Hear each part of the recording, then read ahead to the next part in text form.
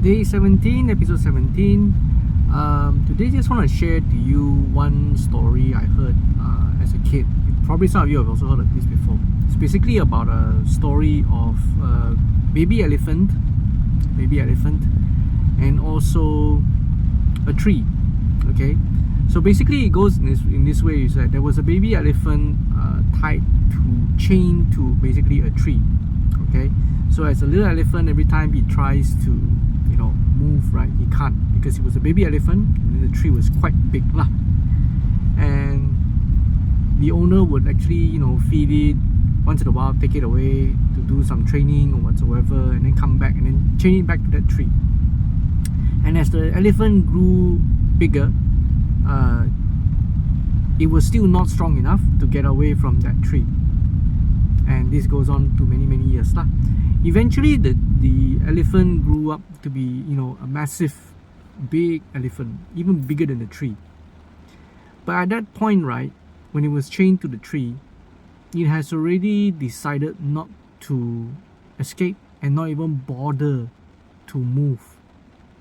But if it tried, right, it would have easily break the tree and escape. And I don't know if you have heard of this story before, but basically there is a more of a story, and I think that as for those of us who started working and experiencing life more and more, right, when I first shared this story, my son shared this story to my son. He said, "Oh, it sounds like trauma." And I think he's not wrong. I think there's a lot of kids, young adults, when you first started working out, you might encounter a lot of trauma, you might encounter a lot of difficulty and obstacles that you are not experienced, you're not strong enough, you're not skillful enough, nor do you have enough knowledge to get out of it. It could be something mental, it could be something physical, it could be an actual circumstance and situation, and it could be a mindset thing. And as you grow, you're still not strong enough. You still haven't figured out, you still haven't got required all the skills, necessity, and the mind for it. But eventually, right, especially when we are now adults, we really have the choice, and if you allow it, the will to break a lot of chains. There's actually not not many things that's actually holding us back except ourselves for already giving up because previously we keep failing. And I want you to take a moment to reflect back. Is there a lot of emotional baggage, a lot of trauma baggage, a lot of maybe lack of skill, lack of experience, lack of network? Maybe it was a different circumstance, different era, different timing, different technology.